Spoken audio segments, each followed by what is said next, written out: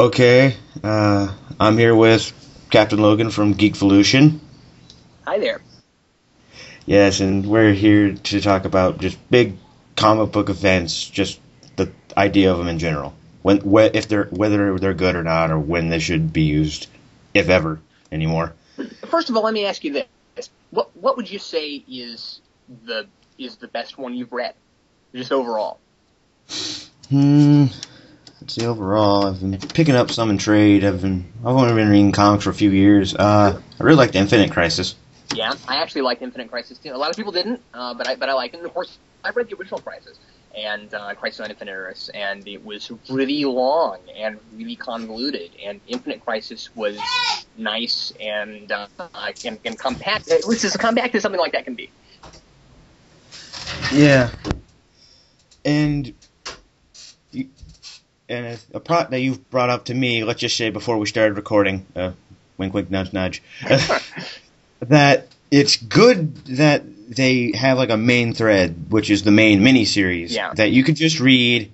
You don't have to pay attention to anything else to get the main story, but those tie-ins do kind of flush it out more. Yeah. But the drawback is if, say, you're a fan of, Captain America or whatever ongoing you're reading that's tying in, they have to essentially just put to a halt their story. I mean, they could be clever, actually, and, I don't know, work it in to their story if they want. Sure. No one's ever that good. Hold on, sorry, I got a phone call. And, I don't know, some people just get really angry by that, and it's kind of an advantage of things now, because we have trades to document everything. Right. And back then, like, let's just say the 90s or even the 80s, they had to tie in everything. So, what's even worse than that, I'd say, is when you've got a character popular enough to have multiple titles, Batman, Superman, Spider-Man, and you get a big giant event for just one of those characters that goes throughout all 4 books, and you have to buy all of them to get any of the story, and that is irritating. And they did that. They did that a lot back in the 90s. I think I would say they did that more when I was a kid than they even do it now. But it used to be you'd get things like, I mean, that's how they did Death of Superman and even Reign of the Superman, where it went through all 4 titles and you had to read all of them because it was just one story led into another, but over books, and that's worse because that's really money milking. To the extreme. Yeah, absolutely. Yeah, but I don't know. I mean, the thing is, the threat in it has to be big enough to encompass all our time here. Yes. That's the one thing, and I mean, you can't just have, say, the Flash villains come and we're like, okay, we're going to take over the world, because A, no one would believe that regardless of how they do it, and B, that wouldn't be a thrilling story. Yeah, absolutely. You have to. I mean, I think you hit it on the head. It's got to be big enough, but it's also got to be interesting enough. And I think you get an idea like say Civil War, which is certainly something that you'd want to do to encompass the entire Marvel universe as opposed to just one book. And I mean, we could argue about whether or not it was done well, but I would say that is probably one of those concepts that works as a big thread. Whereas you might get something that's just not big enough for that. Yeah, I mean, like, when they first say we're doing the event, they tell you the main point of it, like Secret Invasion, the Skrulls have taken over. Yeah. That's your big lure. I don't like that, because I would rather have not known. Yeah, like, when they do that, the thing is, okay, fine, we know the big thing, how are they going to do the big thing? And Secret Invasion, like, who is, like, the big, like, not really any big characters for Skrulls, like Spider-Woman. Spider-Woman was the big one. Yeah, I read the main trade for Secret Invasion and could not get into it. How threatening is it knowing that Jarvis is a Skrull? Seriously. Yeah, that's scary. I'm frightened. Yeah, I mean, it brings new spin onto the term. The Butler did it, but yeah. I mean, it's just like Blackest Night. I've been reading like in issues at the store. I just buy and trade mostly, but I've been reading at the store, and that has been very, very interesting and exciting. The most of the Marvel crossovers. I've read Civil War and Trade, and I've read Secret Invasion. They're not really. Nothing really interesting happens. Like Secret Invasion was like, wasn't more than half of that just taking place in the Savage Land? Yeah, and of course, I've got this thing where immediately you take a story into the Savage Land and my brain kind of turns off. Yeah, and then you got Siege going on right now, and well, the big thing about that is, and they're like, oh, they're going to get Loki. They're going to move Asgard from Earth. Loki doesn't want Asgard on Earth anymore. Right, and that's all I know about it. I haven't read it yet. Okay, and here's another thing though, and this kind of goes with the fact that they tell you the what's coming up, since obviously the previews are 3 months in advance. Right. The previews for April just came out today, and they tell you something really big. One thing I don't know why this has been a huge thing in my mind, but they're after Siege, they're canceling all the Avengers titles. Yeah.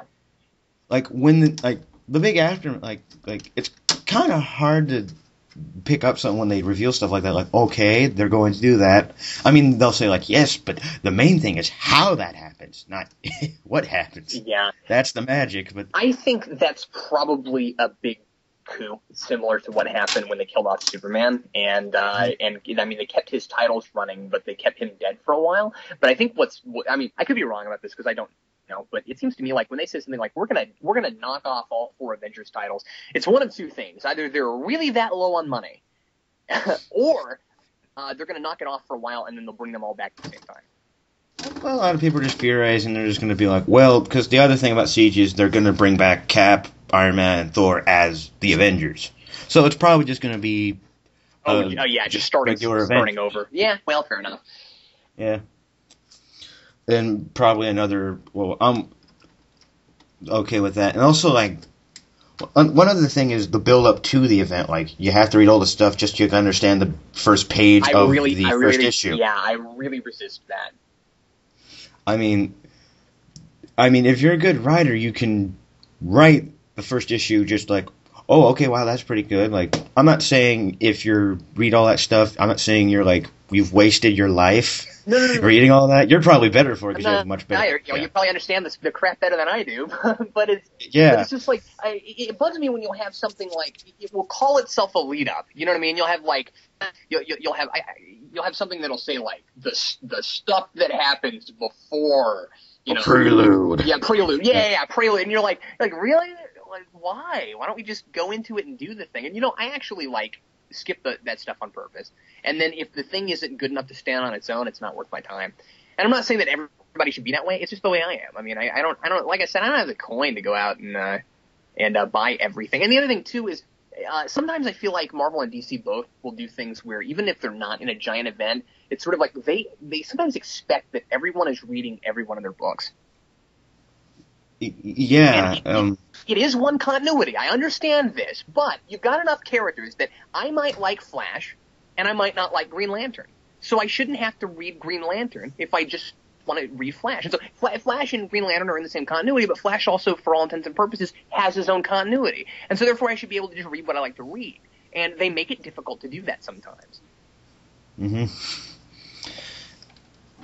It's just... It can be really annoying, just regardless if it's good or not. It's just annoying. Yeah, exactly. Plain and simple. Mm-hmm. And I also think it's strange to make that sort of assumption when the comic book industry is a tough thing to sell. You know what I mean? It's a tough thing to keep those books running and to keep those companies running. And so it seems like what you'd want to do is have a lot of different titles for a lot of different people. So big events make no sense with that kind of logic. Yeah, and it's just and usually when they do it, it's oh, I wonder where Superman is in this big thing, because it's mostly just main titles, and they just you just see little well, who's that? Oh, they're dead anyway. And then that's the other thing: someone's going to die, or as I translate it, someone's going to be asleep for a very long time. See, I think it'd be a lot cooler if they occasionally would actually say somebody's going to die and you didn't know who it was. Yeah, and they never kill anyone big, and when they do, it's not going to stick. It's not going to last. Wouldn't you love it if you'd been able, back in the 90s, if you'd been able to read the final huge fold-out spread of the Death of Superman issue and not know he was going to die until you got to that spread.